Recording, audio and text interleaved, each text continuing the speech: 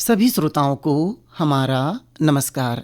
महान अभियंता, Bharat Ratna, sir engineer doctor Mokshagundam Visvesvaraya के 165वीं जयंती समारोह का आयोजन विश्वेश्वरैया चौक, सिविल लाइंस, रायपुर में आज 15 सितंबर को प्रातः 9 बजे किया गया।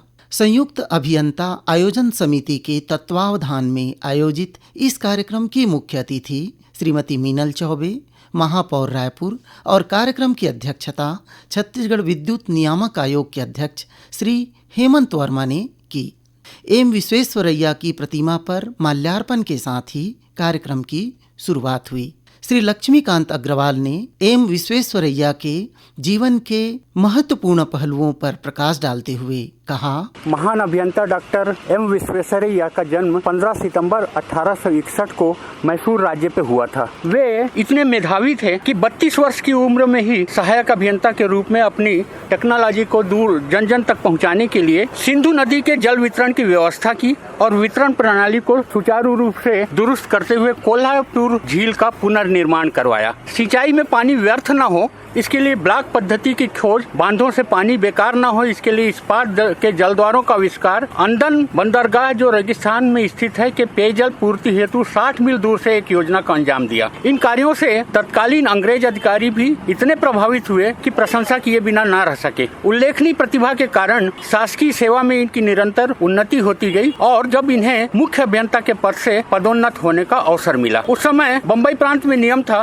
कि मुख्य अभियंता की कुर्सी पर केवल अंग्रेज ही बैठ सकता है। किसी भारतीय को मुख्य अभियंता के पद पर पदस्थ करना अंग्रेज इंजीनियरों को अच्छा न लगा और उन्होंने इसका विरोध किया। परिणाम स्वरूप इनकी पदोन्नति का काम रुक गया। इस घटना से द्रवित होकर विश्वेश्वरैया ने स्वाभिमान हेतु अपने पद से इस्तीफा दे दिया। इसके पश्चात हैदराबाद में इनकी नियुक्ति मुख्य अभियंता के रूप में हुई। यहाँ भी इन्होंने हैदराबाद शहर को बाढ़ से बचाने हेतु मूसा नदी पर बांधों का निर्माण एवं नदियों के किनारे सुंदर उद्यानों की योजना बनाई जो आज भी दर्शनीय है। हैदराबाद से विश्वेश्वरैया की नियुक्ति मुख्य अभियंता के पद पर मैसूर राज्य में हुई, जहां उन्होंने कृष्णराज बांध एवं वृंदावन उद्यान का निर्माण किया जो आज भी दर्शनीय है। मैसूर महाराजा ने विश्वेश्वरैया के उत्कृष्ट कार्यों से प्रभावित होकर मैसूर राज्य का दीवान नियुक्त किया। उन्होंने दीवान के रूप में कुशल एवं जीवन प्रशासक होने का आदर्श रखा। मैसूर राज्य में 6,500 स्कूल खोले गए। स्त्री शिक्षा को बढ़ावा देने के लिए मैसूर में लड़कियों का डिग्री कॉलेज एवं हॉस्टल की स्थापना की। किसी भी भारतीय राजा द्वारा स्थापित प्रथम विश्वविद्यालय था। तत्कालीन प्रधानमंत्री जवाहरलाल नेहरू ने अपना विश्वास जताया कि विश्वेश्वरैया जी मानवता की एक विशिष्ट संतान है। उनके स्वप्न और सफलता विश्व को प्रेरणा देने वाली है। यदि संसार को हाइड्रोजन बमों के विनाश लीला से बचाना है तो विश्वेश्वरैया जैसे महान आत्माओं के विज्ञान की सही दिशा में संचालित करने की शिक्षा लेनी चाहिए।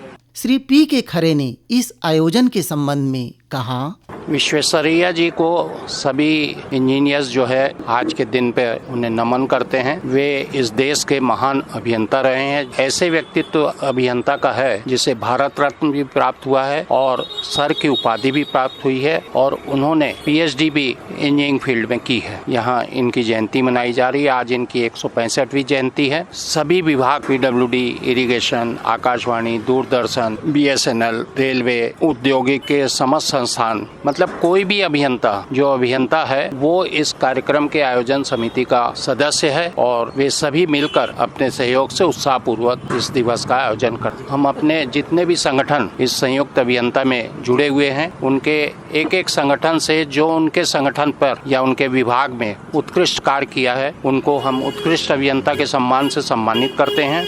रायपुर के 89 वर्षीय प्राध्यापक अभियंता श्री एस.सी. पिल्लीवार, जो आज इस आयोजन में उपस्थित बहुत से इंजीनियरों के गुरु भी हैं, ने हमें बताया, मेरा जन्म रायपुर में ही हुआ।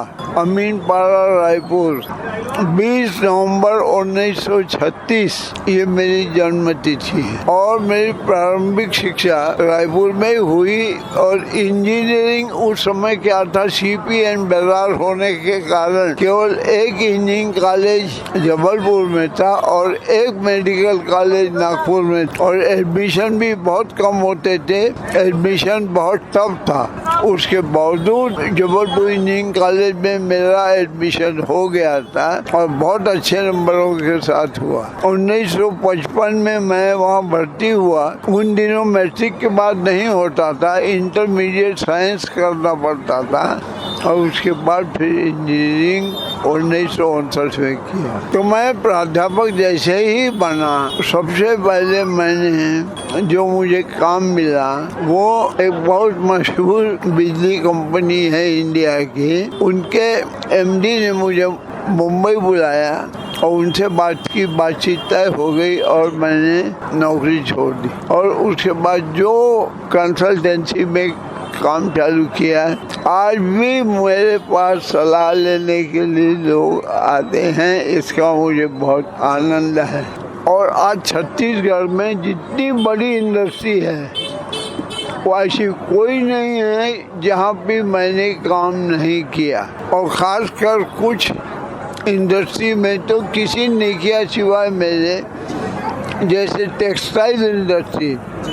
मैंने 3 टेक्सटाइल इंडस्ट्री डिजाइन की है और गैल्वेनाइजिंग प्लांट 5 किए हैं और छोटे मोटे इंजीनियरिंग प्लांट्स तो कई किए हैं। छत्तीसगढ़ में विकास सही हाथों में होना चाहिए और सही लोगों का, जो अच्छे विद्वान लोग हैं उनका मार्गदर्शन अगर लिया जाए तो ऐसा कोई प्रॉब्लम नहीं है जो दुनिया में सॉल्व नहीं हो सकता। राष्ट्र निर्माण में इंजीनियरों की भूमिका के संबंध में इंजीनियर पीएन सिंह ने कहा, जैसे ह्यूमन डेवलपमेंट हुआ, समाज का धीरे धीरे विकास हुआ, तो पहले तो आदि मानव था। किसी ने सोचा होगा ना, लकड़ी के गोले को लुढ़कते हुए देखा होगा, बोले तो बड़ी तेजी से आगे बढ़ता है, तो उसने पहिए का इजाद किया। फिर किसी के दिमाग में आया कि अगर बियरिंग लग जाए इसमें, तो उसने बियरिंग के बारे में सोचा, तो उसने वैसा बनाया। तो धीरे धीरे जितना भी डेवलपमेंट हुआ है समाज का, सब इंजीनियरिंग और टेक्नोलॉजी की वजह से हुआ।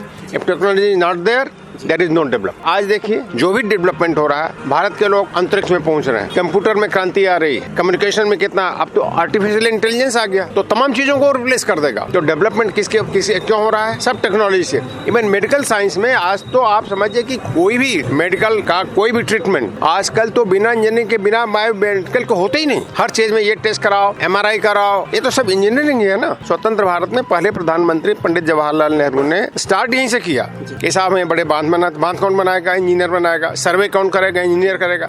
जंगल में कौन जाएगा? इंजीनियर जाएगा। इवन देन जब फौज लड़ने जाती है आगे, तो सबसे पहले कौन जाता है? इंजीनियर से जाते हैं। वो सर्वे करते हैं, रैकी करते हैं, पता करते हैं रास्ता किधर से है, दुश्मन ने कहीं माइंस तो नहीं बिछाएंगे, ये सब तो इंजीनियर्स ही करते हैं। अब आप देख लीजिए एग्रीकल्चर पर आ जाइए। जब हिंदुस्तान आज़ाद हुआ तो खाने को अनाज नहीं था, पहनने को कपड़ा नहीं था, फैक्ट्रियां सब ये दे रही, कपास पाकिस्तान में पैदा होता था, अब मिला नहीं। अनाज की राशनिंग करनी पड़ी और कपड़े की राशनिंग करनी पड़ी, लेकिन धीरे धीरे हम लोगों ने सब विकसित कर लिया। ये तो सब इंजीनियरिंग की वजह से हुआ ना। पंडित जवाहरलाल नेहरू ने तो कहा भी कि भाखड़ा नंगल के लोकार्पण के समय कि भारत के नए मंदिर हैं, भारत के नए मंदिर यही हैं जिससे लोगों का कल्याण। मंदिरों की स्थापना क्यों की गई? लोगों का देवता का आशीर्वाद है, लोगों का कल्याण होगा। ये नए नए बांध बनेंगे, नए कारखाने मिलेंगे, तो लोगों का विकास होगा, लोगों का भला होगा। तो कल्याण की भावना से ही सब काम हुआ। कार्यक्रम की अध्यक्षता कर रहे विद्युत नियामक आयोग के अध्यक्ष श्री हेमंत वर्मा ने अपने संबोधन में कहा, सबसे पहले मैं आप सबको अभियंता दिवस की बहुत बहुत बधाई देता हूँ। यह दिवस हमारे लिए गर्व और प्रेरणा का अवसर है।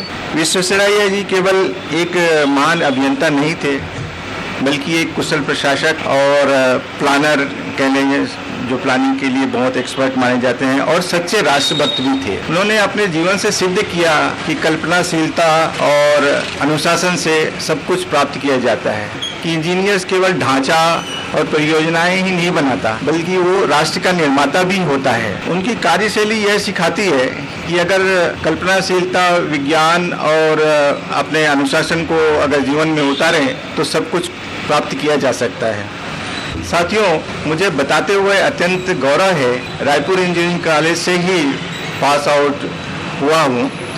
उस समय हमारे संस्थान का नाम शासकीय इंजीनियरिंग कॉलेज रायपुर होता था, जो कि आज NIT रायपुर के रूप से प्रसिद्ध है। और मुझे वो आज भी याद है, जब कॉलेज के पहले दिन हमने कॉलेज में प्रवेश किया तो सामने पटल पर लिखा हुआ था, an engineer is a person who applies his basic knowledge of science for the welfare of societies.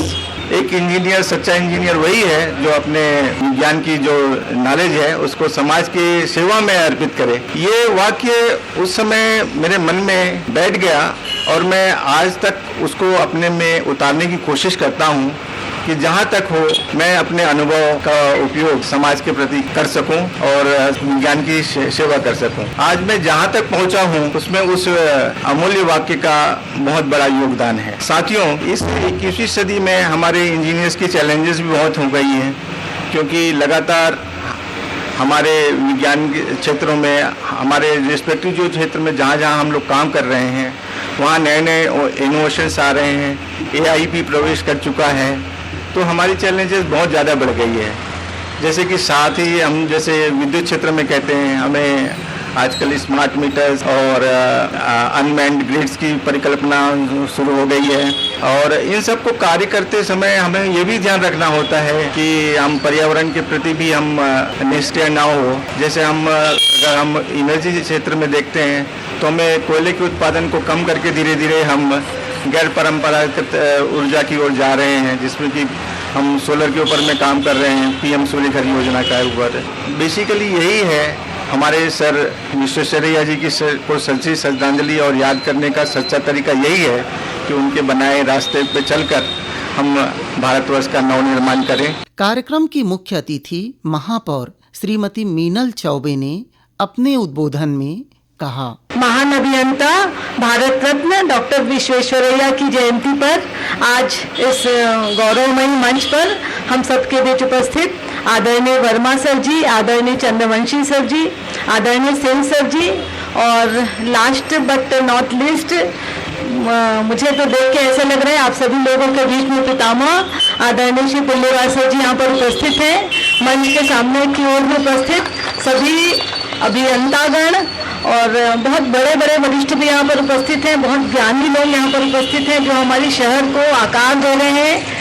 ऐसे समस्त अभियंताओं का मैं अभिनंदन करती हूँ। जो मेरा रायपुर शहर है वो मुझे लगता है कि आप लोगों पर ही टिका हुआ है। आप लोग ही उसे रचना दे सकते हैं, आकार दे सकते हैं। किसी भी जनप्रतिनिधि की सफलता है वो आप पर निर्भर है। आप लोगों के बीच बहुत सारी चुनौतियाँ आती है, चूंकि मैं राजनीति हूँ पर मैं बहुत सारे विषयों को समझती हूँ। अगर हमारा इंजीनियर अच्छा करेगा तो हमको परिणाम अच्छा मिलेगा। अच्छी सोच के साथ जब आगे बढ़ते हैं तो निश्चित ही उसमें कुछ बाधाएं भी आती हैं। उन बाधाओं को अगर उस चैलेंजेस को हम स्वीकार करके अगर अच्छा करेंगे तो उसका परिणाम हमको मिलेगा। मैं नगर निगम की महापौर हूँ और मुझे तो लगता है कि जितने सारे एसोसिएशन यहाँ पर हैं सभी की आवश्यकता मुझे पड़ती है, चाहे वो विद्युत डिपार्टमेंट हो। अगर शहर का लाइट अच्छा जला तो मैं सफल हो जाऊंगी। अगर PHE के यहाँ पर चंद्रवंशी जी बैठे हैं, सारे चीज हमारे जो शहर में जो समस्याएं आ रही हैं जो आप लोग लगातार देख रहे हैं, अगर उसमें हम सफल हो गए, हमको टेक्निकली जो जिनके पास ज़्यादा ज्ञान है उस ज्ञान का हमको समग्र उपयोग करना है, तभी हम सफल हो पाएंगे। ये रायपुर शहर आपका है और मुझे लगता है कि आप रायपुर शहर के भविष्य नहीं, आप रायपुर शहर के वर्तमान हैं। आप रायपुर शहर को आकार देंगे। रायपुर शहर की दशा और दिशा है वो सब आप पर निर्भर है। देखिए, हम प्रैक्टिकल जब हम करते हैं तब हमको समझ आता है कि हमसे क्या चूक हुई है, मगर अगर हम उससे डरेंगे तो कैसे बनेगा। निर्णय हमको लेना पड़ेगा। नगर निगम रायपुर में और रायपुर शहर के हित के लिए हमको बहुत सारे ऐसे निर्णय लेने पड़ते हैं जिसका परिणाम हमको भविष्य में मिलता है, मगर अपने परिश्रम और मेहनत रूपी तलवार, ईमानदारी रूपी ढाल से हम काम करेंगे तो हमको सफलता जरूर मिलेगी। बहुत बड़े वरिष्ठ इंजीनियर्स यहाँ पर बैठे हैं, तकनीकी रूप से सभी क्षेत्रों में आप लोग विशेषज्ञ हैं। मेरे शहर का आप लोग अच्छा करेंगे। आज इस पुण्य दिन पर मैं यही आप लोगों से आग्रह करूंगी को बहुत सारी शुभकामनाएं देती हूँ। जो यंग इंजीनियर्स हैं जो अभी काम कर रहे हैं, सर बता रहे थे कि एडवांस टेक्नोलॉजी आ गई है, हम पहले जो पढ़े हैं अब सब अलग हो गया है। बहुत सारी चीजें हमको, लोगों को हमसे उम्मीदें हैं, शहर को आपसे उम्मीदें हैं। आप उन सारी उम्मीदों पर खरा उतरे। आज के दिन में यही कहते हुए अपनी बातों को समाप्त करती हूँ। बहुत बहुत धन्यवाद। जय हिंद, जय भारत। इस प्रकार रायपुर के विश्वेश्वरैया चौक सिविल लाइंस में आयोजित एम विश्वेश्वरैया जी की 165वीं जयंती समारोह की रेडियो रिपोर्ट संपन्न होती है। नमस्कार।